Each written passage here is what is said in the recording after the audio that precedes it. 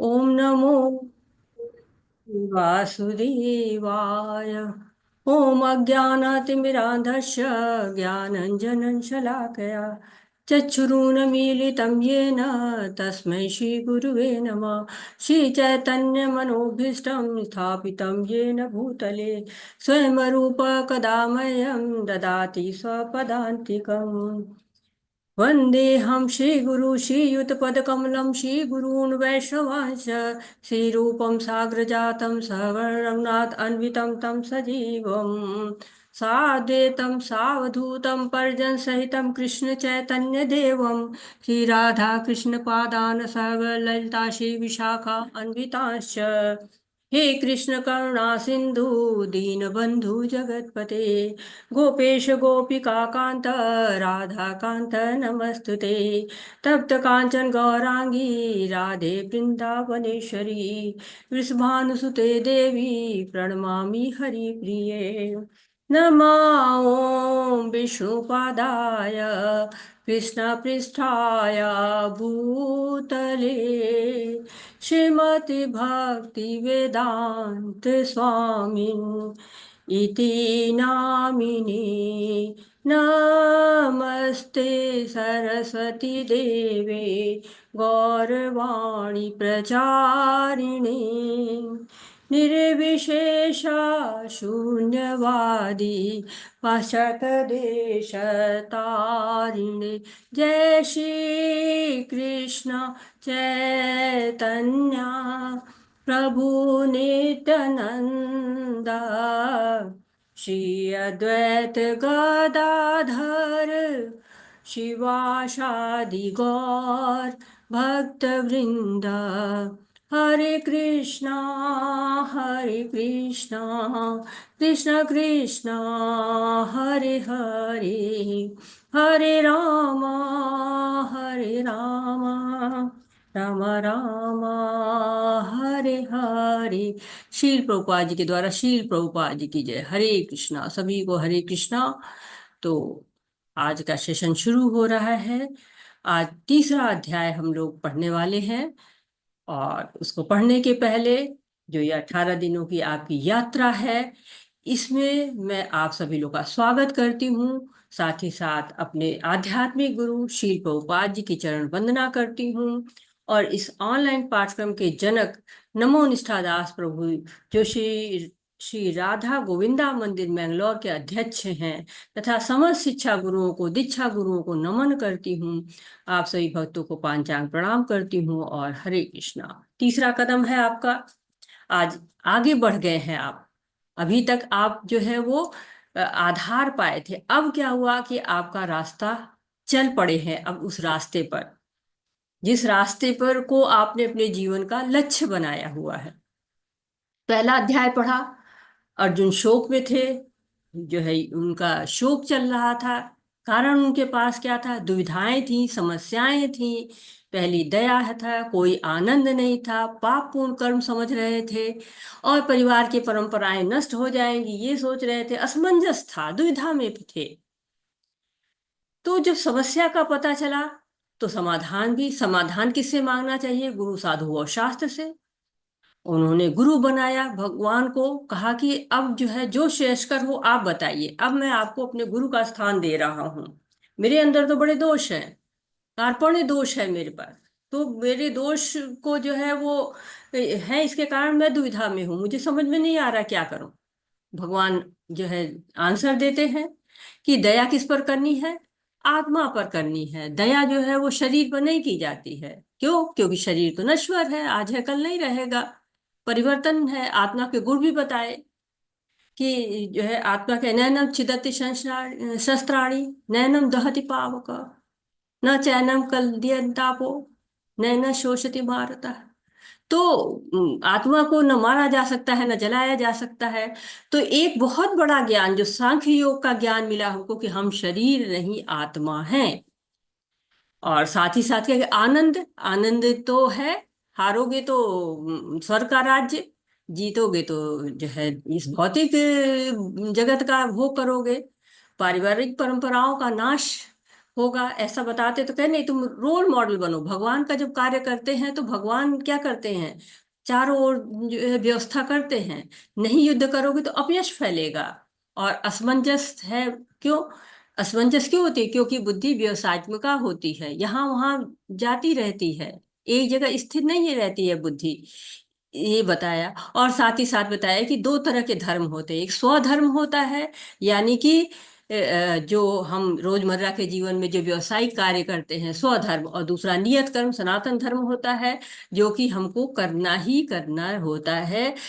जो उसको करने से क्या होता है, हमें जो हमारा लक्ष्य होता है जीवन का वो हम प्राप्त करते रहते हैं। तो अर्जुन ने फिर जानना चाहा कि ये जो लोग होते हैं जो पूरी तरह से अपने आप को नियंत्रण में कर लेते हैं, वो क्या हो जाते हैं, सारे नियमों का जो पालन करते हैं, स्वधर्म का पालन करते हैं, नियम धर्म का पालन करते हैं, तो उनका होता क्या है कि वो आत्माराम हो जाते हैं। आत्माराम कौन होता है? जो अपनी इंद्रियों को बिल्कुल अपने वश में कर लेता है, उस पर नियंत्रण हो जाता है। अब अर्जुन ने सब चीजें जान तो ली कि अर्जुन अभी भी थोड़े से असमंजस में पड़े हुए हैं। तो इस पाठ का नाम क्या है? कर्म योग इस पाठ का नाम है। योग क्या होता है? जुड़ जाना, युक्त हो जाना। योग को हम आजकल तो जानते हैं कि जब कोई हाथ पैर हिलाते एक्सरसाइज करते हैं उसको योग कहते हैं, जो ध्यान में लगते हैं उसको योग कहते हैं। और योग जो मैथ्स में भी आता है कि 2+2 4, 3+3 6 हो जाता है। तो ये भी एक योग कहलाता है। योग युक्त होना युज धातु से बना हुआ है। तो कर्म योग का मतलब क्या होता है कि ऐसा कर्म करें जो कि ऐसी हमारी कार्यक्रम हो, गतिविधियां हो जो कि भगवान की सेवा के लिए हो। तब क्या होता है, वो कर्म योग हो जाता है। जो भी हम कर्म करते, कर्म तो हम दिन भर करते रहते हैं। कभी सोते हैं, कभी जगते हैं, कभी पढ़ते हैं, कभी स्कूल जाते हैं, कभी ऑफिस जाते हैं, कभी घर का काम करते हैं। तो कर्म तो हम हमेशा करते हैं, लेकिन जब वो कर्म भगवान की सेवा में लग जाता है तो क्या हो जाता है, कर्म योग हो जाता है। तो कर्म हम जानते हैं, अच्छे कर्म होते हैं, बुरे कर्म होते हैं। अच्छे कर्म होते हैं जो शास्त्र के अनुसार चलते हैं, शास्त्र में जो लिखे हैं उसके अनुसार कर्म होते हैं। और जो बुरे कर्म होते हैं, यानी कि जो अच्छे कर्म होते हैं उनको पुण्य कर्म कहा जाता है। कि हाँ, ये किसी को हमने खिला दिया, भूख लगी तो किसी को पानी पिला दिया, किसी को धन दे दिया, तो ये हमारे पुण्य कर्म होते हैं। बुरे कर्म क्या होते हैं? लूट खसोट, झूठ बोलना, धोखा देना, कपट करना, चोरी करना, ये कर्म क्या हो जाते हैं? पाप कर्म हो जाते हैं। इस शास्त्रों में विपरीत कर्म कहा जाता है इसको। और तीसरे प्रकार का कर्म होता है कृष्ण भावना भावित कर्म। वो कर्म जो हमें कर्म बंधन जो है वो नहीं देता है। क्यों? जो भी काम करें, अच्छा काम करें तो भी कर्म बंधन है, बुरा काम करें तो भी कर्म बंधन है। तो ऐसा कर्म करें जो कृष्ण भावना भावित हो, तो कोई कर्म बंधन नहीं लगता है। तो अर्जुन को अभी असमंजस चल रहा है। अभी असमंजस को उनका आता है यहाँ पर, जो हमारे तीसरा अध्याय है इसमें जो पहला ही प्रश्न पहला ही श्लोक है, इसमें उनका आ जाता है कि हाँ, मुझे क्या करना चाहिए। क्योंकि भगवान ने तो कह दिया कि तुम वो कर्म करिए, आप जो है भगवान के लिए कर्म करिए, कृष्ण भावना भावित कर्म करिए। लेकिन अर्जुन नहीं समझ पा रहे हैं कि अरे, मैं कर्म की ही क्यों करूं? कर्म योग से ज्ञान योग अच्छा है, भगवान ने ज्ञान योग के बारे में भी बताया और कर्म योग के बारे में भी बताया। तो मैं क्यों ना ज्ञान करूं? ज्ञान का मतलब क्या होता है? जिसके स्टेप्स होते हैं जो आपको इस तरह तरह के, पहले कर्म होता है। कर्म जब हम भगवान के लिए करते हैं तो कर्म योग हो जाता है। जब कर्म योग में दृढ़ हो जाते हैं तो ज्ञान की तरफ जाते हैं, यानी कि सारी इंद्रियां नियंत्रण में हो गई तो फिर जंगल को चले जाते हैं, संन्यास धारण कर लेते हैं, भगवान ज्ञान करते हैं, सारे शास्त्र पढ़ते हैं और भगवान पर ध्यान लगाते हैं। जब उससे भी ज्यादा अच्छे हो जाते हैं तो क्या होते हैं, हम अष्टांग योग करते हैं। अष्टांग योग अभी आप छठे अध्याय में पढ़ेंगे कि कैसे किया जाता है। तो अष्टांग योग में परमात्मा पर ध्यान लगाते हैं, जो चतुर्भुज रूप में भगवान है उन पे ध्यान लगाते हैं। और चार हाथ जो स्वरूप वाले परमात्मा के शरणागत होते हैं। जब उससे भी ज्यादा शुद्ध हो जाते हैं, भक्ति में जाते हैं और भक्ति योग करते हैं, तो श्री कृष्ण का जो साकार रूप है उसकी भक्ति होती है, सेवा होती है, और श्री कृष्ण को प्राप्त करते हैं। पर चरम लक्ष्य जो होता है भगवान को प्राप्त करना, वो हम प्राप्त करते हैं। तो अर्जुन सोचते हैं कि मेरी तो कोई भौतिक इच्छा भी नहीं है, और मेरी कोई आसक्ति भी नहीं है। और इसी का यहाँ पे वर्णन कि कर्म योग और कर्म कांड एक समान नहीं। कर्म कांड का तात्पर्य है देवी देवताओं की पूजा करना आत्महित तथा इंद्रिय भोग के लिए, जबकि कर्म योग इसके बिल्कुल विपरीत है। यह लगातार प्रयास में परमेश्वर को खुश करने और सेवा करने के लिए है। तो ये यहाँ पे बताया गया कि कर्म योग भी क्या होता है कि, और कर्म कांड दोनों एक तरह से नहीं होते। कर्म कांड का मतलब क्या होता है कि जो हम कर तो शास्त्रों के अनुसार रहे हैं, सकाम कर्म जैसे होता है कि करते हम शास्त्रों के अनुसार हैं, लेकिन उसमें कुछ ना कुछ हमारा स्वार्थ रहता है। लेकिन कर्म योग क्या होता है, कि बिल्कुल निस्वार्थ भाव से सेवा करना, भगवान के लिए प्रयास करना। कहते कर्म कांड कहते देवी देवता की पूजा करना या अपने हित के लिए इंद्रिय भोग के लिए काम करना, जबकि कर्म योग में केवल एकमात्र हमारा लक्ष्य होता है कि हमें भगवान की सेवा करनी है। तो जब दूसरे अध्याय में भगवान ने कर्म योग, ज्ञान योग, भक्ति योग बताया था, तो कहा था योगी बनो अर्जुन, तुम योगी बनो, कर्म करो। तो अर्जुन समझ नहीं पा रहे हैं कि हम योगी बन जाए कि हम कर्म करें।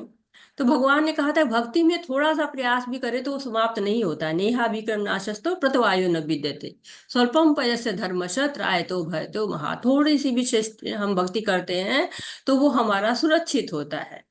तो भगवान की भक्ति सबसे श्रेष्ठ मार्ग होता है। फिर भगवान हमको, अर्जुन सोच रहे हैं सकाम कर्म में क्यों लगा रहे हैं, सकाम कर्म यानी जो कर्म कांड कह रहे हैं, तो ऐसे कर्म जो शास्त्र सम्मत तो है लेकिन फल की आशा है, थोड़ी भोग की लालसा भी बनी हुई है। तो अर्जुन सोच रहे हैं मैं तो श्रेष्ठ मार्ग चुनूंगा। और युद्ध क्या है, इसमें तो भौतिक है कि हाँ थोड़ा सुख चाहते हैं, हमको यहाँ पे भौतिक सुख भोगने हैं।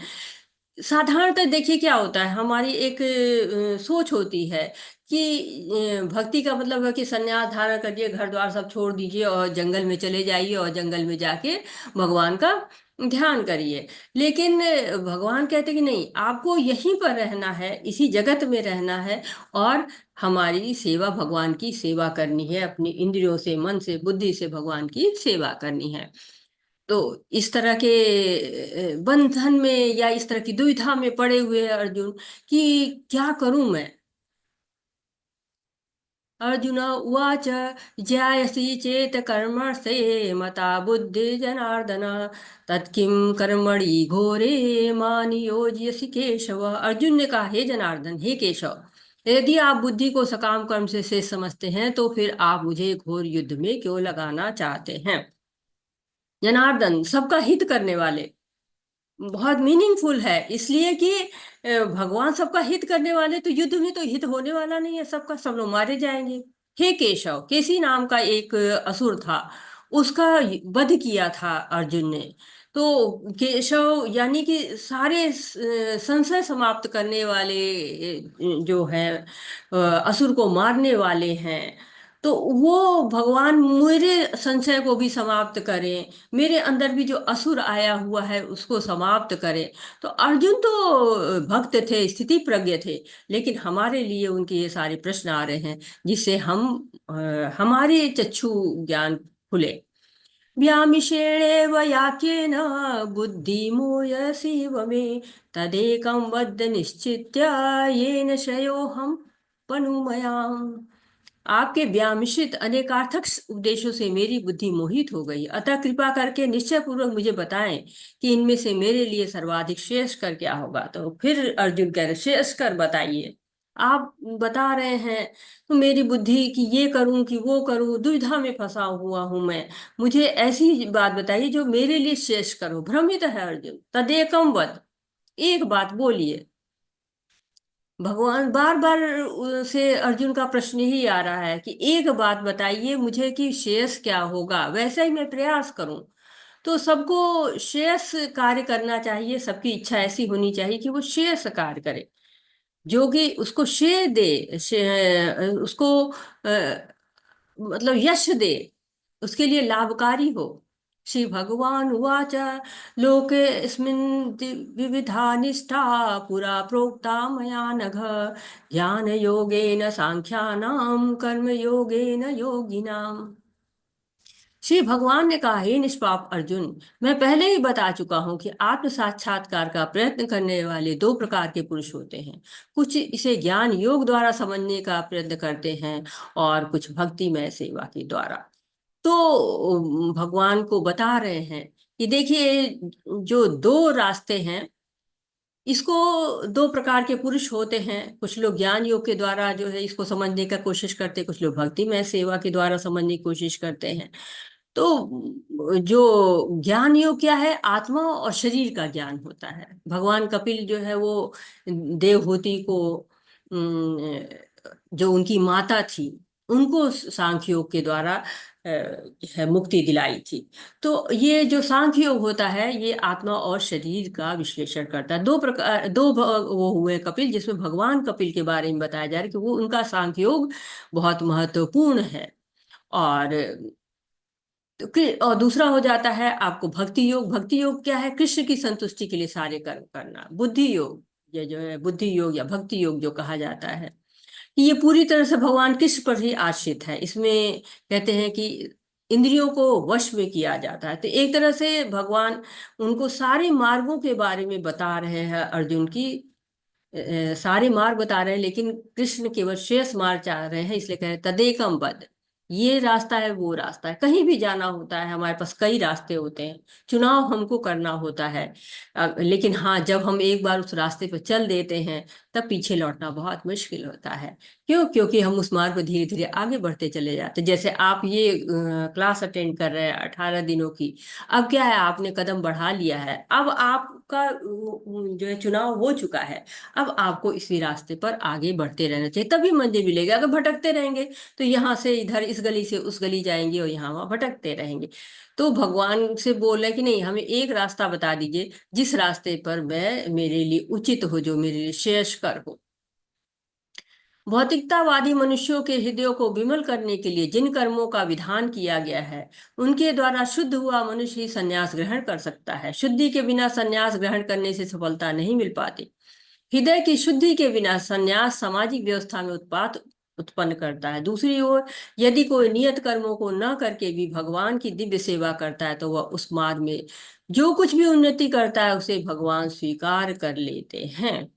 तो यहाँ पर भगवान क्या कह रहे हैं कि समझा रहे हैं अर्जुन को, कि अर्जुन दुविधा में, उसको लग रहा है कि युद्ध अलग कार्य है और भक्तिमय कार्य अलग है। जैसा कि हम हमेशा सोचते हैं कि या तो भगवान की सेवा करें कि हम अपने कार्य करें।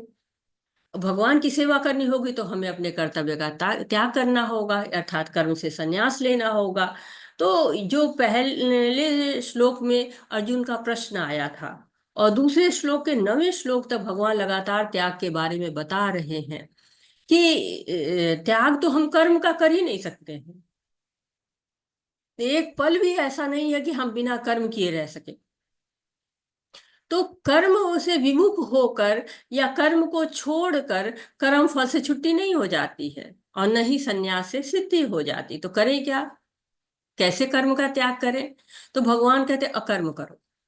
अकर्म कैसे होता है? अकर्म होता है कि आपकी सारे कार्य भगवान को समर्पित करके करो, या जो भी कार्य करो भगवान के लिए ही करो, और जो है वो किसी तरह से कार्य नहीं करो। जो भी कार्य आप कर रहे हैं, सब भगवान को ही समर्पित करते हुए करना चाहिए। जब हम ऐसा कोई कार्य करते हैं, जैसे कि हनुमान जी थे, बहुत बड़े भक्त थे, जो भी कार्य किया भगवान के लिए किया।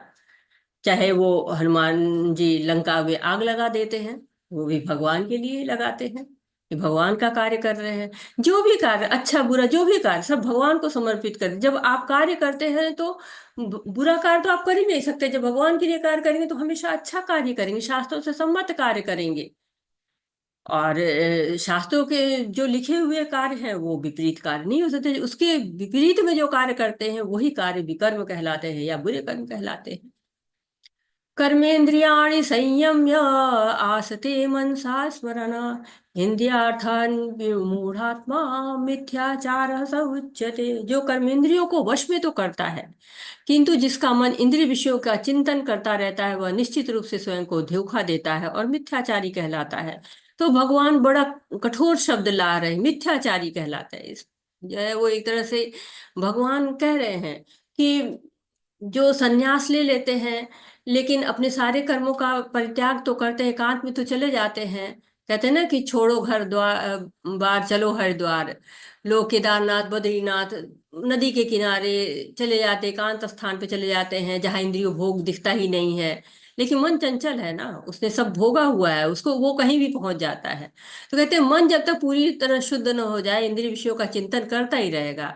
और मन से इच्छा गई नहीं तो एकांत में रहेंगे तो भी सब भोग याद आएंगे। और जब भोग याद आएंगे तो क्या होगा? मिथ्याचारी कहलाएंगे। तो प्रभुपाद जी ने स्पष्ट रूप से कहा कि सन्यास भी तभी संभव है जब हृदय एकदम शुद्ध प्योर हो जाता है। सब कुछ त्याग करके भक्ति करने तो पहुंच गए, लेकिन मन शुद्ध नहीं है तो सन्यास में सफलता कैसे मिल पाएगी? भौतिक भोग आकृष्ट करते रहेंगे, ललचाते रहेंगे, तो जितना भी प्रयास करेंगे सारे व्यर्थ हो जाएंगे। एक तरह से कह रहे कि अर्जुन तुम तो क्षत्रिय हो, तुमको तो तुम्हारा कार्य है युद्ध करना। अगर तुम सब कुछ छोड़ के वन में भी चले जाओगे ना तो वहां पर भी तुम किसी की रक्षा करना शुरू कर दोगे, किसी से युद्ध करना शुरू कर दोगे। तो पहले शुद्धि की आवश्यकता होती है। और कैसे आती है शुद्धि? जैसे जैसे हम भक्ति करते, हरि नाम जपते हैं। जैसे वो बीमार होता है, डॉक्टर उसको दवा दे देते हैं। जब डॉक्टर दे देते हैं दवा तो वो खाता रहता है, खाता खाते खाते ठीक हो जाता है। लेकिन अगर जैसे कि आपको वन में जाना है तो पूरी तरह शुद्ध होके जाना पड़ेगा। भक्ति में तो ये है कि आप दवा खा, जैसे कि भक्ति करते करते शुद्ध होते जाते हैं, जैसे दवा खा के ठीक होते जाते हैं। लेकिन सन्यास के लिए आपको पहले पूरी तरह से शुद्ध हो जाना होगा, तब आप सन्यास कर सकते हैं। क्योंकि हमने पहले अभी दूसरे अध्याय में पढ़ा है ना कि जो हम किसी विषय को ध्यायते हैं, ध्यायतो विषयान पुंसा संगस्तेषु उपजायते संगत संगात संजायते कामा कामात क्रोध विजायते। तो जैसे हम विषय को ध्याते हैं वैसे ही क्या होता है, सारी समस्याएं शुरू हो जाती, पतन वहीं से शुरू हो जाता है। और जो धर्म आचरण का जो लोग दिखावा करते रहते हैं, मिथ्याचारी होते हैं, जैसे बगुला भगत होता है ना, नदी में एक टांग से खड़ा रहता है कि जब तक मछली नहीं आती। जैसे मछली आती है तो पहले तो कह रहा नहीं हम प्रार्थना कर रहे हैं, हम तो सेवा कर रहे हैं। और जैसे ही मछली आती है गड़प से जो है मछली को उठा लेता है। तो ये बगुला भगत वाली बात हो जाती है। घरों में भी देखिए ना, लोग जो है व्रत रहेंगे, और व्रत रहने पे पहले यही शुरू हो जाता है कि क्या जो है प्रसाद ग्रहण करेंगे, क्या खाएंगे क्या नहीं करेंगे। अरे इंतजार रहेगा कब ये जो है वो समाप्त होगा। ऐसे लोग चतुर्मास करते हैं, कल्पवास करते हैं महीनों महीनों, तो जल्दी जल्दी खत्म हो। या सावन में हम ये नहीं करेंगे, भादों में हम ये नहीं करेंगे, जो है कार्तिक के महीने में ये नहीं करेंगे, तो महीने का इंतजार करते रहते हैं कि कब। कुछ लोग जमीन पर सोते हैं, अच्छा कैसे जो है पीठ अकड़ गई है, कब खत्म होगा कार्तिक मास की जो है वो हम बेड पर आ जाएं, ये तो बड़ा कठोर है। तो ये क्या होता है कि इंद्रिया नियंत्रण में नहीं है। तो हमें अपने को, मन को धीरे धीरे जो है वो भगवान में समर्पित करना चाहिए। अभ्यास करते करते, विधि विधानों का पालन करते करते हम आगे की तरफ बढ़ सकते हैं। हम शुद्ध हो सकते हैं, और शुद्ध होके फिर हम अपने कार्य को कर सकते हैं। ये भरत महाराज की कहानी है, जड़ भरत जो कहलाते हैं। ये बहुत भक्त थे, ये भगवान के भक्ति करते थे।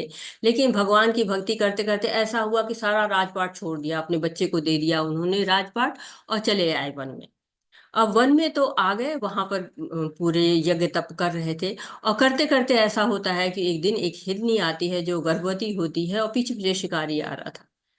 या जो है वो, अब हिरनी डर के मारे नदी में कूद पड़ती है, और नदी में कूद पड़ते ही डर के से जो शिकारी की जो है आवाज सुन के, गोली की आवाज सुन के, जैसे वो डर के मारे उसको उसका जो है वो बच्चा आ जाता है।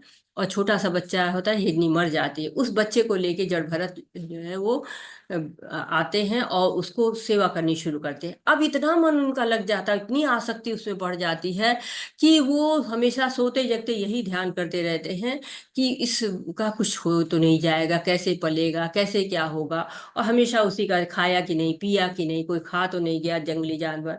तो हमेशा आसक्ति रहती है। उस आसक्ति के कारण उनका अगला जन्म हिरण का ही मिलता है।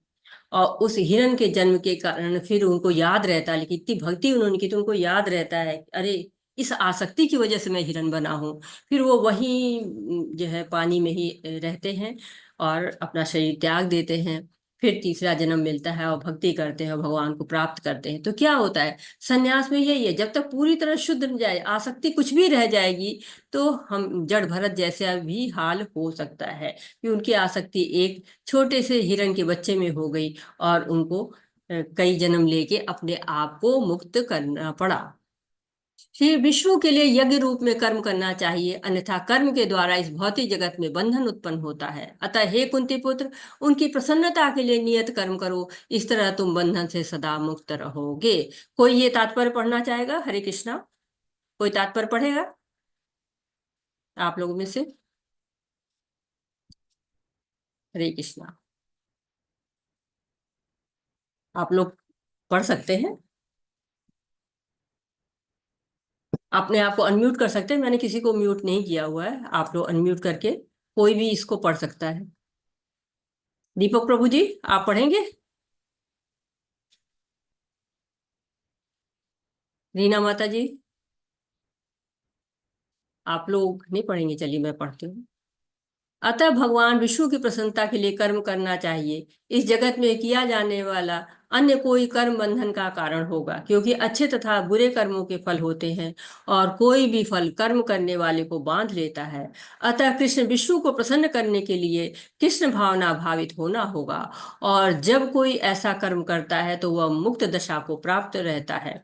यही महान कर्म कौशल है, और प्रारंभ में इस विधि में अत्यंत कुशल मार्गदर्शन की आवश्यकता होती है। तो यहाँ पर बता रहे हैं कि हमको यज्ञ किसके लिए करना चाहिए। यज्ञ हमेशा विष्णु के लिए होता है, विष्णु की प्रसन्नता के लिए। कोई भी काम करेंगे आप तो आपको विष्णु की प्रसन्नता के लिए ही कार्य करना चाहिए। यज्ञ में हमेशा कहा गया है कि विष्णु के लिए ही यज्ञ किया जाता है। विष्णु ही हर यज्ञ को जो है भोक्ता कहा गया, भोक्ता राम यज्ञ तपसा सर्वलोक महेश्वरम, भोक्ता है भगवान ही। तो कहते हैं कि अगर हम बंधन से मुक्त होना चाहते हैं, ये श्लोक ही बंधन से मुक्त करने वाला है, मार्गदर्शन दे रहे हैं, कर्म करने की विधि बता रहे हैं। यज्ञार्थात कर्माणो अन्यत्र लोकोयम कर्म बंधना तदर्थ कर्म कौन्तेय मुक्त संग समाचर। तो चाहे अच्छे कर्म बुरे कर्म सब आपको जानते हैं कि बंधन तो देते ही हैं। कर्म हम करेंगे तो हमें बंधन आएगा ही। बुरा कर्म करेंगे बुरा परिणाम, अच्छे कर्म करेंगे अच्छा परिणाम। तो भगवत गीता हमें बताती है कि पुण्य कर्म करेंगे तो पुण्य खाते में जमा होता जाएगा, उच्च लोक की प्राप्ति होगी, स्वर्ग लोक, और उससे भी ऊंचे ऊंचे जाते, जन लोग, तप लोग, महर लोग, बहुत सारे लोग हैं। लेकिन क्या है, फिर वापस आना पड़ता है। जैसे पुण्य खत्म हुए फिर वापस आना पड़ेगा, स्थायी निवास नहीं है वहां पे। पुनरपि जन्मम पुनरपि मरणम, बार बार जन्म लेना, बार बार मरना पड़ता है। और कोई भी जन्म मृत्यु जरा व्याधि नहीं चाहता है। सब चाहते हैं कि हम आनंद से हमेशा नित्य शाश्वत रूप से रहें। तो भगवान की भक्ति करके हम, उनके लिए सारे कार्य करके हम कर्म बंधन से दूर हो सकते हैं। जैसे बैंक है, पोस्ट ऑफिस है, जैसा पैसा जमा करते हैं, यदि वहां का कर्मचारी पैसा नहीं जमा करे, किसी और को दे देगा या स्वयं को रख लेगा तो दंड का पात्र हो जाएगा। वैसे कोई किसी का सामान चुरा ले तो सजा मिल जाएगी। लेकिन भगवान के लिए कर्म करेगा तो नहीं, भगवान के लिए तो कोई चोरी नहीं करेगा। जैसे सेना का जवान है, गोली मारता है बॉर्डर पे, तो उसको सजा नहीं होती है, क्योंकि नियम के अनुसार कार्य कर रहा है। परंतु वही सैनिक घर पे आके गोली मार दे तो सजा हो जाएगी। वैसे भक्ति में कोई कार्य किया जाता है तो भगवान के नियम के अनुसार होता है, तो बंधन नहीं प्राप्त होता है। धर्म अर्थ काम और मोक्ष, ये चार पुरुषार्थ होते हैं। तो कहते हैं कि अर्थ को ऐसे उपजाना चाहिए जो धर्म के अनुसार हो, और काम ऐसे होना चाहिए, कामनाएं ऐसी होनी चाहिए जो मोक्ष की तरफ ले जाए। तो कृष्ण भावना भावित कर्म ही ऐसा होता है जो जीव को बंधन में नहीं डालता है। इसीलिए कृष्ण भावना भावित कर्म करें, विष्णु के लिए कर्म करने चाहिए। यज्ञों के द्वारा प्रसन्न होकर देवता भी तुम्हें प्रसन्न करेंगे, और इस तरह मनुष्य तथा देवताओं के मध्य सहयोग से सबों को संबद्धता प्राप्त होगी। तात्पर्य, यज्ञ से मनुष्य के खाद्य पदार्थ शुद्ध होते हैं, और शुद्ध भोजन करने से मनुष्य जीवन शुद्ध हो जाता है। जीवन शुद्ध होने से स्मृति के सूक्ष्म तंतु शुद्ध होते हैं, और स्मृति तंतुओं के शुद्ध होने पर मनुष्य मुक्ति मार्ग का चिंतन कर सकता है। और ये सब मिलकर कृष्ण भावनामृत तक पहुंचाते हैं, जो आज के समाज के लिए सर्वाधिक आवश्यक है। तो यहाँ पर बताया गया कि यज्ञ करने से लाभ क्या होता है। जब हम कोई यज्ञ करते हैं तो उससे कुछ ना कुछ लाभ हो जाता है। तो यज्ञ जो है वो ऐसी विधि होती है, यज्ञ के द्वारा हमें करना क्या होता है, यहाँ पर बता रहे हैं कि यज्ञ अगर हम करते हैं तो देवता जो है वो प्रसन्न होते हैं। पहली बात तो ये है कि यज्ञ का कार्य क्या होता है, देवता को प्रसन्न करना। दूसरा होता है जब हम देवता को प्रसन्न करते हैं तो देवता तुम्हें प्रसन्न करेंगे, और एक दूसरे को प्रसन्न करने से परम सिद्धि मिलेगी। और व्यवस्था का अगर जो है पालन होता है तो सबका लाभ होता है। तो इस तरह से ये चार चीजें यहाँ पर बताई गई कि जब हम कर्तव्य कर्म करते हैं तो क्या होता है, कल्याण हो जाते हैं। तो चार ये महत्वपूर्ण शिक्षाएं हैं। और यज्ञ क्या है कि ऐसी विधि होती है जिसके द्वारा हम लक्ष्य को प्राप्त करते हैं। यज्ञ किया ही जाता है, देखिए बहुत सारे यज्ञ आपने सुने, किसी ने संतान के लिए यज्ञ किया, किसी ने वर्षा के लिए यज्ञ किया। तो देवतागण भगवान के प्रतिनिधि होते हैं, भगवान के द्वारा उनको नियुक्ति मिली रहती है। जैसे घर परिवार होता है ना, माताएं किचन संभालती हैं, पिता आर्थिक उपार्जन करते हैं, उसी तरह से जो देवता होते हैं उनको कोई न कोई अधिकार मिला हुआ है। कोई अग्नि के देवता है, कोई वरुण देवता है। तो हर जगह के अलग अलग देवता है। भागवतम में पढ़िए तो बताया गया कि कौन से देवता किस को क्या अधिकार प्राप्त है। और जब यज्ञ होता है तो सभी देवताओं को भाग मिलता है, और जब उससे प्रसन्न होकर वो क्या करते हैं, वस्तुएं प्रदान करते हैं, और जीव का जीवन बहुत ही आसान हो जाता है। क्यों? क्योंकि एक चक्र चलता है, यज्ञ का एक चक्र सा चलता है, और उस चक्र के द्वारा सब सुखी रहते हैं। और इसलिए कहते हैं कि सब जो कार्य हैं, ये सब कार्य जो है वो समाज की समृद्धि के लिए अत्यंत ही आवश्यक होते हैं। समाज इससे समृद्ध होता है। जीवन की विभिन्न आवश्यकताओं की पूर्ति करने वाले विभिन्न देवता यज्ञ संपन्न होने पर प्रसन्न होकर तुम्हारी सारी आवश्यकताओं की पूर्ति करेंगे। किंतु जो इन उपहारों को देवताओं को अर्पित किए बिना भोगता है वह निश्चित रूप से चोर है। देवतागण भगवान विष्णु द्वारा भोग सामग्री प्रदान करने के लिए अधिकृत किए गए हैं, अतः नियत यज्ञों द्वारा उन्हें अवश्य संतुष्ट करना चाहिए। वेदों में विभिन्न देवताओं के लिए भिन्न भिन्न प्रकार के यज्ञों की संस्तुति है, किंतु वे सब अंततः भगवान को ही अर्पित किए जाते हैं।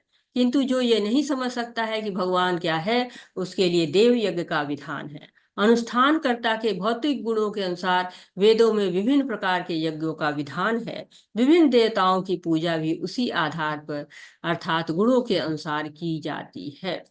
तो यहाँ पर बता रहे हैं कि सृष्टि में जो है देवतागण है, उनको तरह तरह के कार्य मिले हुए हैं, और भगवान विष्णु द्वारा जो है वो भोग सामग्री जो है प्रदान करने के लिए उनकी जो है नियुक्ति हुई है। और यज्ञ करना चाहिए, सबका कर्तव्य है।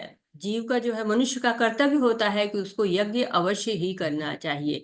यज्ञ करने से देवी देवता प्रसन्न होते हैं, और जब प्रसन्न होते हैं तो वो मनवांछित जो है वो फल देते हैं। और मन जिसे जो है धरती पर सब लोग प्रसन्न रहते हैं। लेकिन दूसरी बार यहाँ पर इसी अध्याय में भगवान ने कठोर शब्द बताया है कि जो देवताओं को नहीं देता है वो क्या होता है, मिथ्याचारी है। जो इंद्रियों पर कृत्रिम रूप से नियंत्रण करता है वो क्या होता है कि मिथ्याचारी होता है। नियंत्रण नहीं कर पाया, मन में इच्छा बनी हुई है। और चोर क्यों है कि देवता को अर्पित नहीं करता है, खुद ही प्रयोग करता है, स्वयं की स्वार्थ सिद्धि करता है।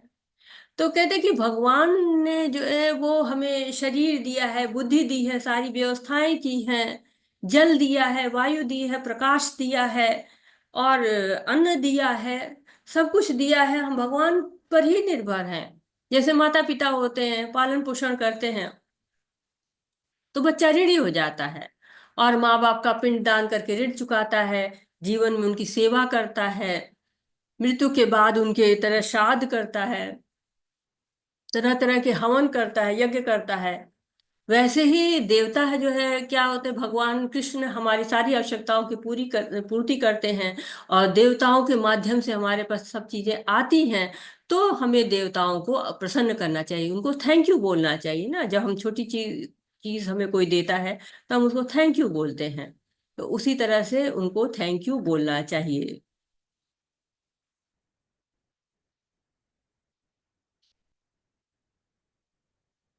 तो यहाँ पर हम एक यज्ञ चक्र देखेंगे। ये यज्ञ का चक्र है, ये भगवान है। भगवान ने वेदों को दिया है। वेदों में क्या है, सारे विधि विधान है। उस विधि विधान के द्वारा हम जानते हैं कि हमारे जो है कर्तव्य क्या होते हैं, हमें क्या करना चाहिए। और कर्तव्य क्या है, हमें यज्ञ करना चाहिए। यज्ञ हम करते हैं तो वर्षा होती है। वर्षा होती है तो अन्न उपजता है। अन्न उपजता है तो उससे सारे प्राणी के जो है वो भरण पोषण होता है, उसका हम प्रसाद बनाते हैं। और प्रसाद बना के भगवान को अर्पण करते हैं।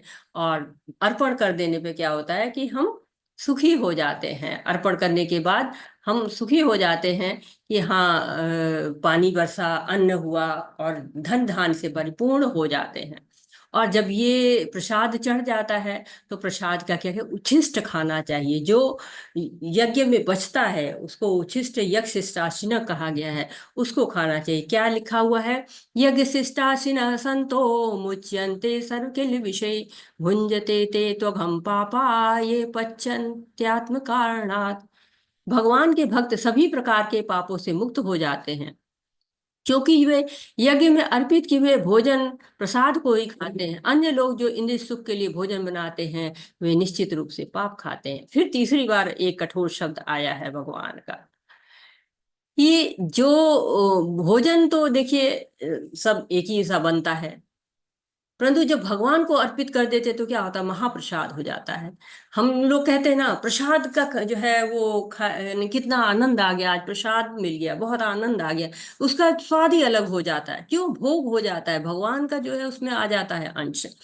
महाप्रसाद, परीक्षित महाराज जी सुखदेव गोस्वामी से कहते हैं, महाप्रसादो गोविंद नाम स्वल्प पुण्यम इतम राजन। तो जो महाप्रसाद मिल जाए तो क्या होता है, उसमें गोविंद का नाम मिल जाता है, पुण्य मिलता है। जो लोग प्रसाद अर्पित नहीं करते, दूसरी लाइन में कह रहे पाप खाता है वो। तो हमें करना क्या है, हमें कृष्णटेरियन बनना है, ना वेजिटेरियन बनना है, ना नॉन वेजिटेरियन बनना है। तो भगवान तो छोटी छोटी बातें बता रहे हैं हमको कैसे भोजन करना चाहिए। अभी इसका और भी आगे हम लोग 16वां अध्याय 17वां अध्याय आएगा तो विस्तार में इसको हम लोग पढ़ेंगे कि कैसा भोजन हमें खाना चाहिए।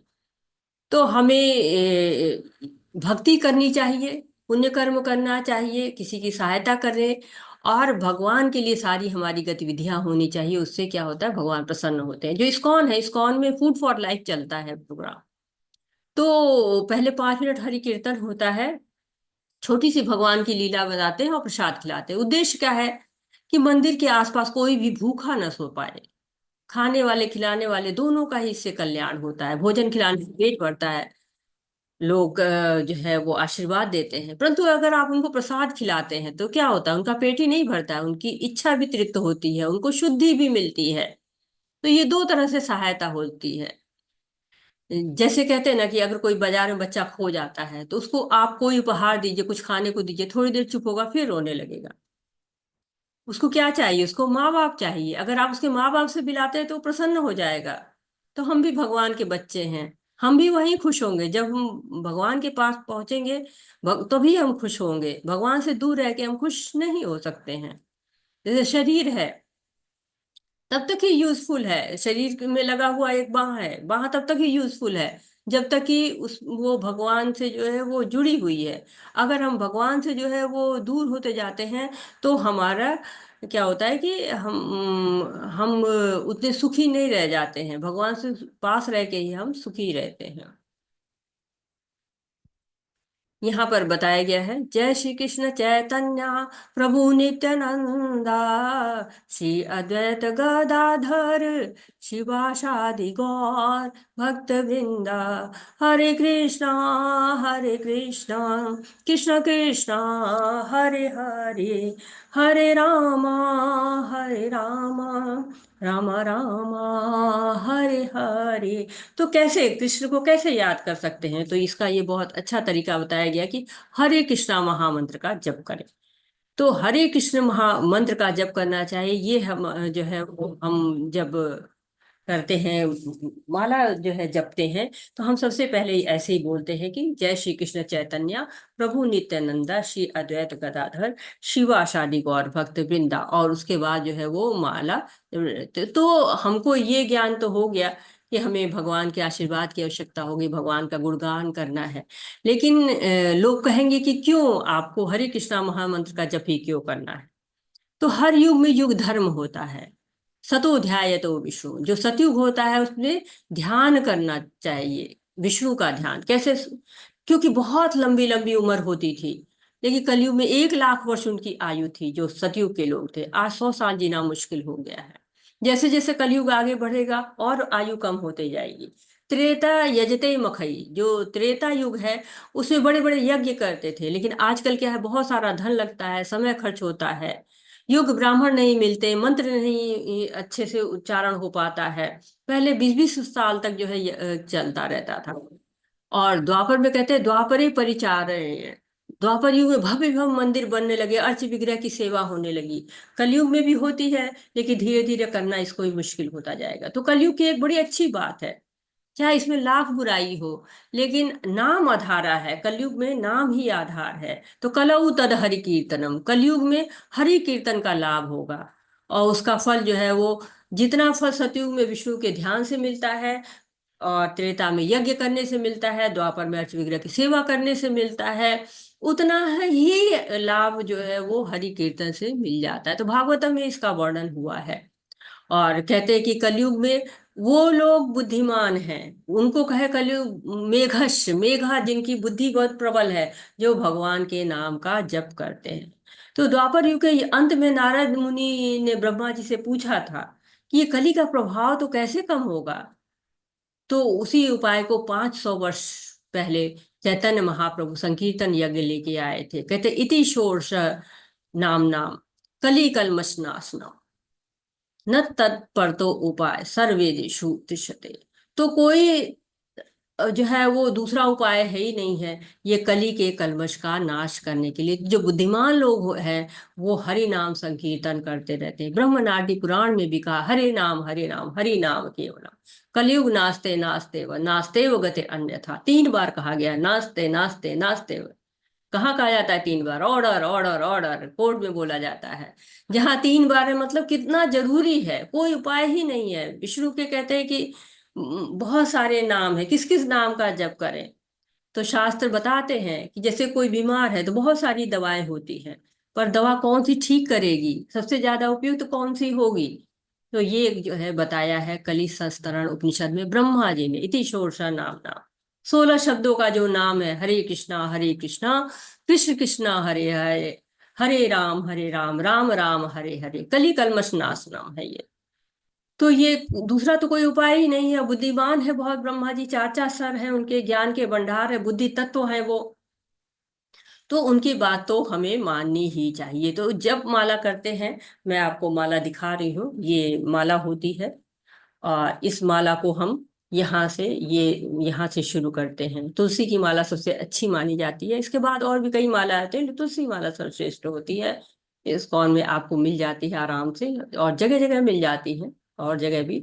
और हम लोग पहले पंच तत्व बोलते हैं, और उसके बाद से जो चैतन्य महाप्रभु ने हमको जो संकीर्तन यज्ञ दिया हुआ है उसको हम करते हैं। कहते हैं कि वो इतना अच्छी तरह से करते थे कीर्तन की, सारे जंगल के मोर भालू सब उनके पीछे पीछे चलना शुरू कर देते थे, मोर नाचने लगते थे, तोते जो है वो बोलने लगते थे। हरि नाम घर घर पहुंचाने के लिए बहुत तपस्या की है उन्होंने।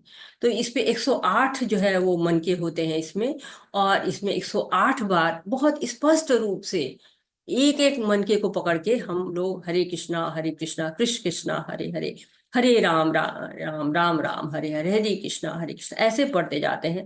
आगे को बढ़ते चले जाते हैं, बढ़ते बढ़ते बढ़ते बढ़ते बढ़ते बढ़ते बढ़ते जब यहाँ तक पहुंचते हैं तो ये इसको क्या कहते हैं, सुमेरु पर्वत कहते हैं। इसको लांघते नहीं है, यहाँ से फिर वापस आ जाते हैं। घर में माला नहीं है, उंगली पर भी कर सकते हैं आप। फिर हम जय जय श्री कृष्ण चैतन्य महामंत्र बोलते हैं और फिर आगे को बढ़ते हैं, और फिर कर सकते हैं। तो इसमें वो करने में कोई नुकसान नहीं है। घर में माला नहीं है तो आप मंगा भी सकते हैं, अपनी उंगलियों पर भी कर सकते हैं, और आप इसका अनुभव करेंगे। ये अनुभव की चीज है, ये केवल बताने की चीज नहीं है। ये आप ऑनलाइन भी मिल जाता है, आप ऑनलाइन भी मंगा सकते हैं, परिवर्तन अवश्य होता है। और हमको प्रयास करना चाहिए, कम से कम एक माला तो अवश्य जपनी चाहिए। तो ये कहते हैं ना, 10वें अध्याय में जब हम आएंगे तो वहां कहते हैं यज्ञा नाम जप यज्ञेश में। जप जो है वो सर्वश्रेष्ठ है, इसको जप कहते हैं, जप माला कहते हैं। और जनरली हम लोग इस तरह के बैग में रखते हैं इसको। ये दोनों मिल जाता है आपको, इस कौन से यहाँ से भी मिल जाएगा। और जगह जगह उपलब्ध है, आप कहीं से भी इसको ले सकते हैं। लेकिन मेरा अनुरोध रहेगा आपसे कि आप इसको अवश्य ही जो है वो पढ़ें, मतलब करें, हरि कीर्तन करें आप।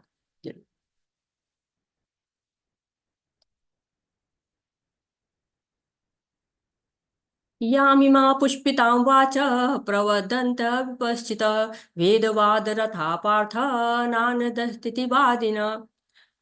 अल्पज्ञानी मनुष्य वेदों के उन अलंकारी शब्दों के प्रति अत्यधिक आसक्त रहते हैं जो स्वर की प्राप्ति, अच्छे जन्म, शक्ति इत्यादि के लिए विविध सकाम कर्म करने के लिए प्रस्तुत रहते हैं, कर्म करने की संस्तुति करते हैं। तो यहाँ पर बताया गया है कि वेदों के कुछ लोग जो कर्म कांड होते हैं उनके प्रति बहुत उनको आसक्ति रहती है, कर्म फलों में बहुत आसक्ति होती है, जो कि नहीं करना चाहिए।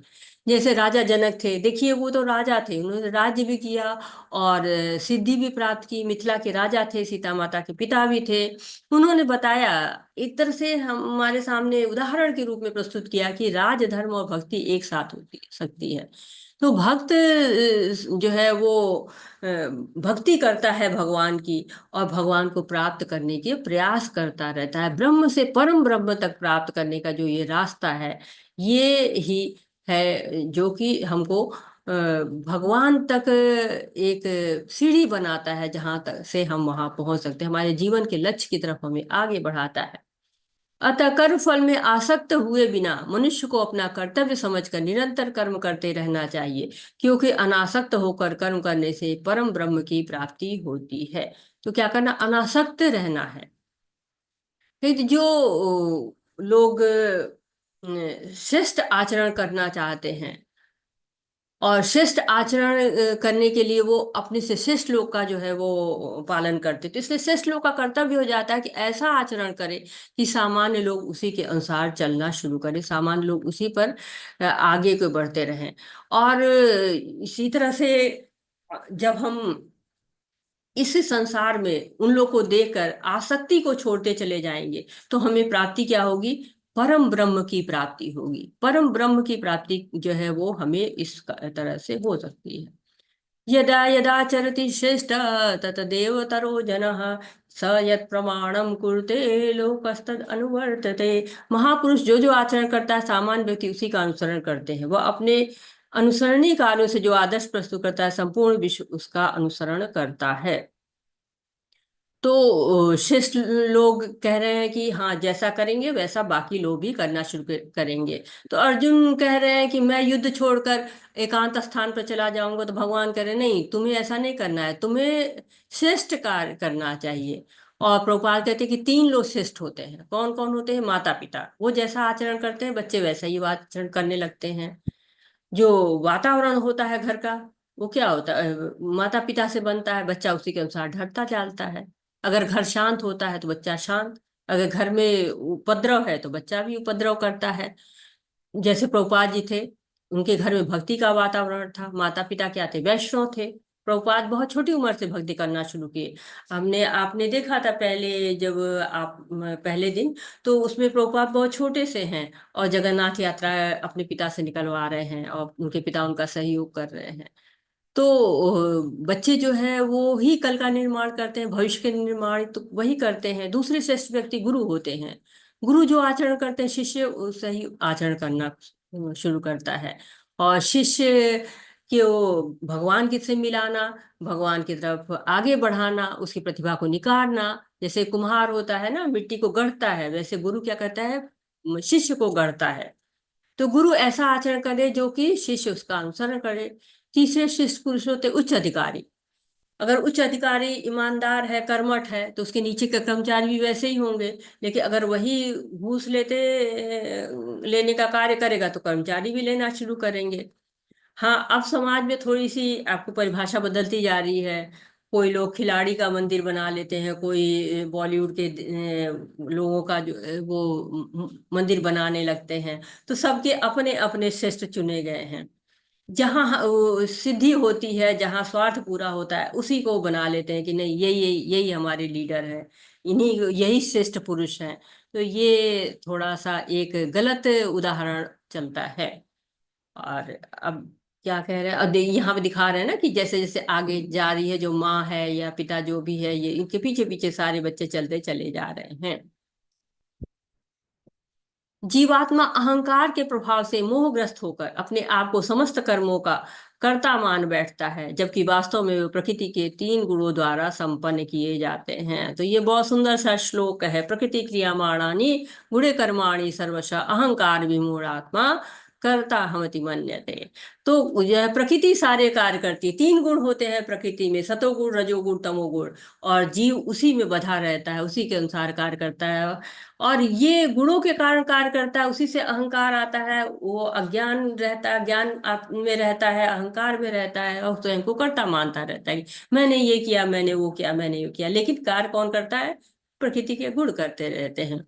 और जैसे होता है ना कि बच्चे मिठाई के पीछे पीछे भागते रहते हैं, आइसक्रीम वाला आया पीछे पीछे जाते रहते हैं, वैसे जीवात्मा क्या है, भोग के पीछे भागती रहती है। माया बहुत ही शक्तिशाली है, नचाती रहती है हमको। और जो अहंकारी आत्मा होती है वो भूल जाती है कि मैं इससे बलशाली हूँ, मैं तो परमात्मा का अंश हूँ। भूल जाती है, क्योंकि परमात्मा ही जो है, भगवान ही तो इस प्रकृति को नियंत्रण में रखता है। लेकिन जीव परमात्मा का अंश होने के बाद भी भोग के पीछे ही भागता रहता है। अर्जुन ने कहा, हे विश्ववंशी, मनुष्य न चाहते हुए भी पाप कर्मों के लिए प्रेरित क्यों होता है? ऐसा लगता है कि उसे बलपूर्वक उसमें लगाया जा रहा है। अब ये बड़ी अच्छी बात आ गई कि पाप कर्मों के लिए प्रेरित तो होता है मनुष्य। ऐसा क्यों होता है? क्यों पाप कर्म की तरफ भागता रहता है? कई बार लोग कहते हैं कि मैं तो नहीं करना चाहता था, मुझसे जबरदस्ती कराया गया।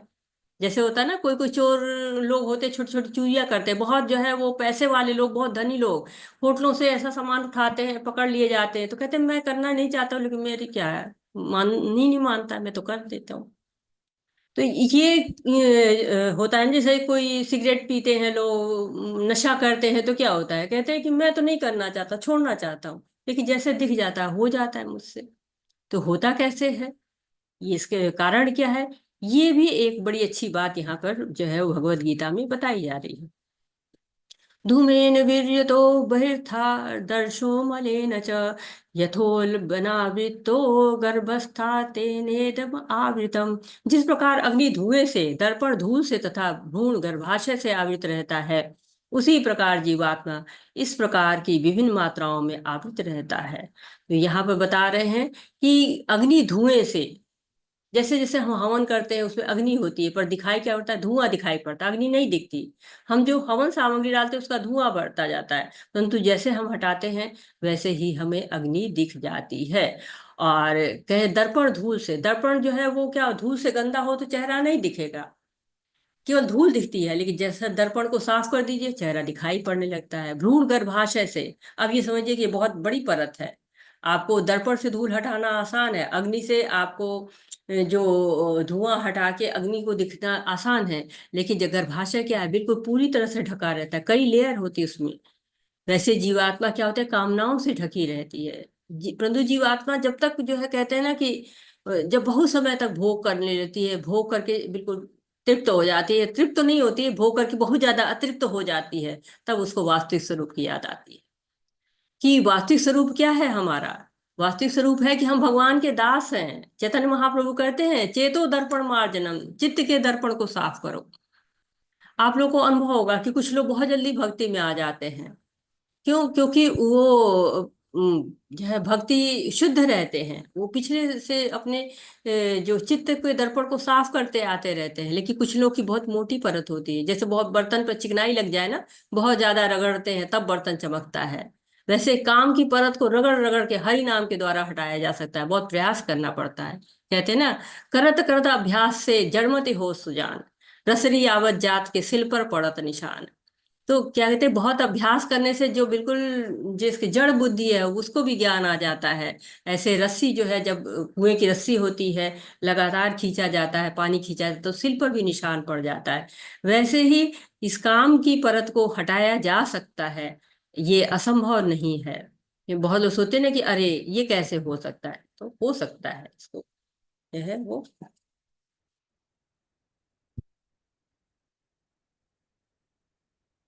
अगला जो आपको आ रही है स्लाइड।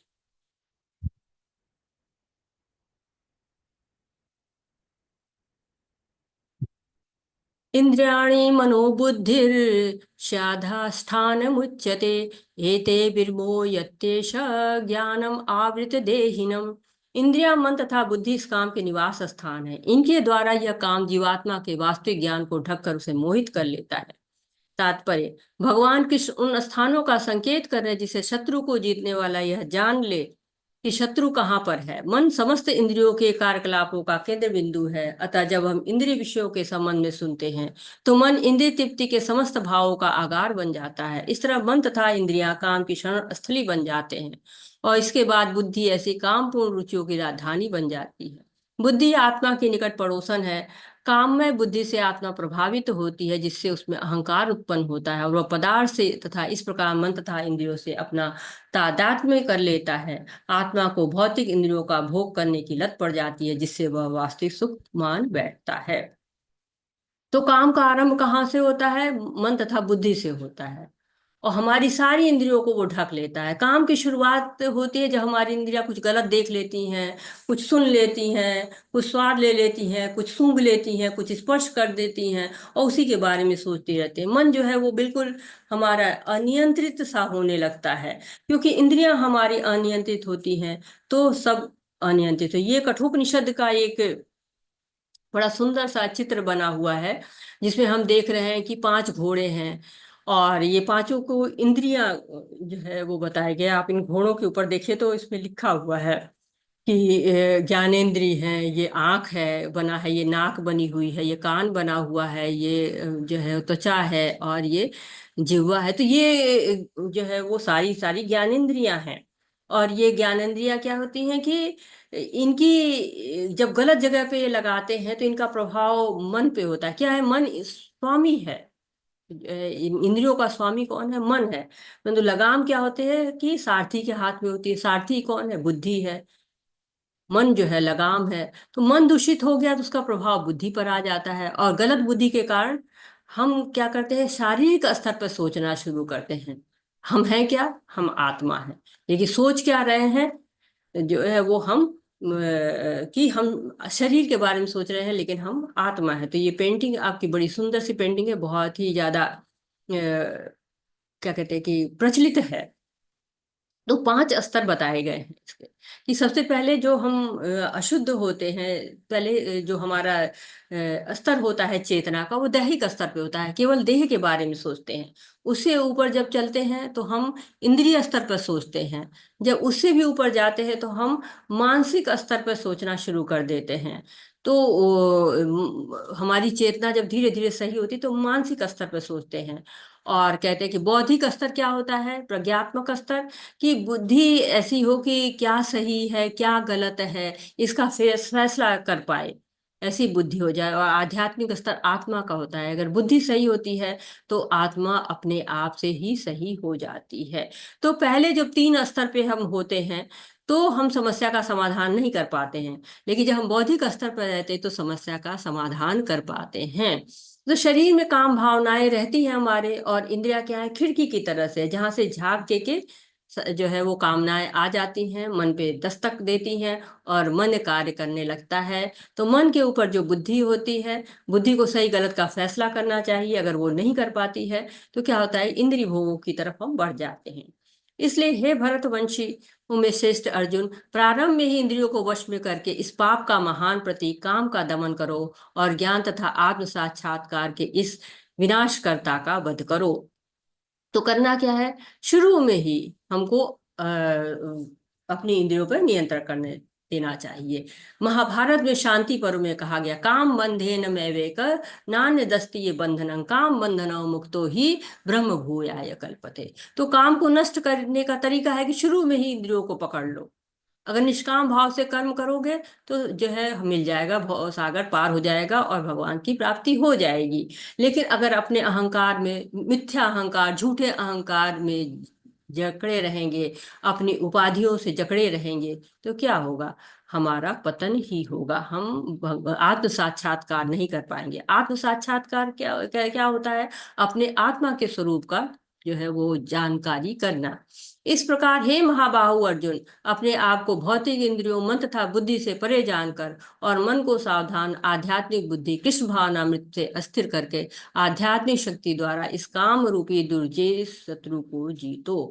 तो काम रूपी शत्रु कैसा है? दुर्जेय है, आसान नहीं है इसको जीतना, बहुत मुश्किल है ये।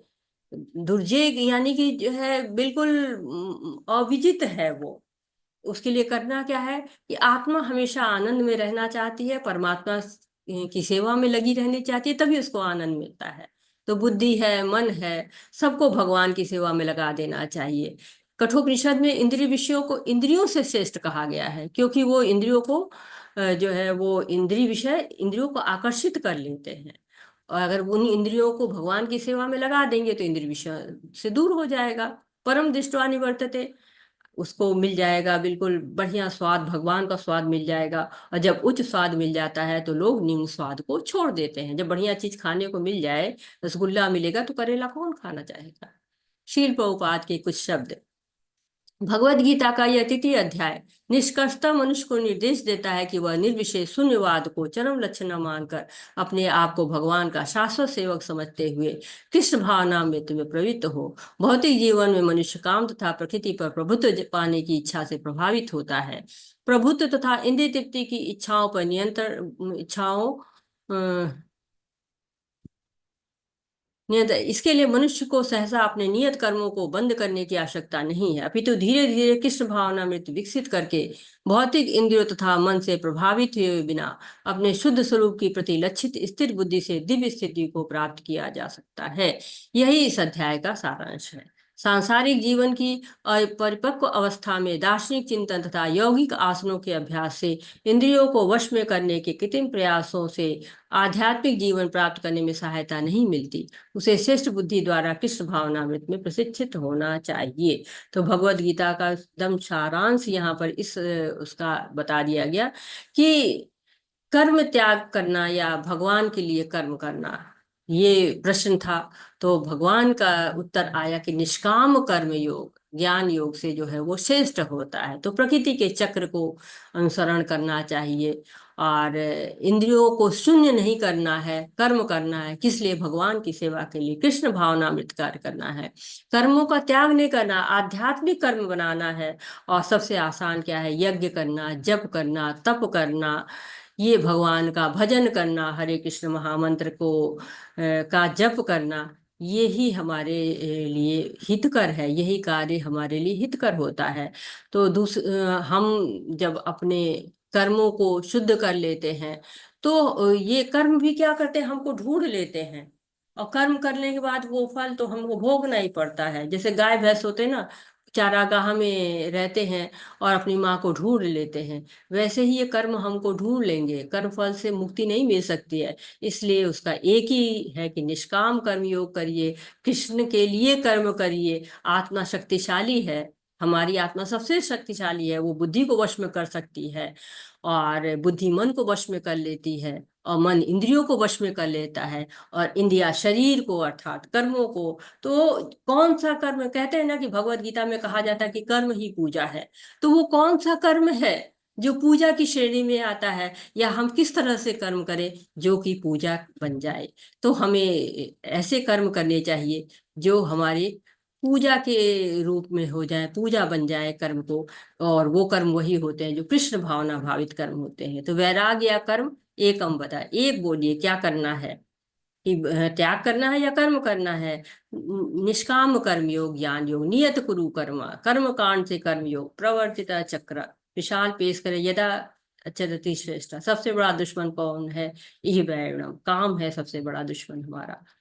तो इसी मोड़ पर वाछा कल्पतरुभ्यश्च कृपा सिंधुभ्य एव च पतितानां पावनेभ्यो वैष्णवेभ्यो नमो नमः। अनंत कोटि वैष्णव वृंद की जय। शीला प्रभुपाद की जय। हरे कृष्णा कृष्ण कृष्णा हरे हरे, हरे राम राम राम हरे हरे। हरे कृष्णा, सभी को हरे कृष्णा। आपका कोई प्रश्न है, आपका कोई सुझाव है, या आप कुछ कहना चाहते हैं, कुछ ऐड करना चाहते हैं, तो मोस्ट वेलकम। हरे कृष्णा, सभी को हरे कृष्णा।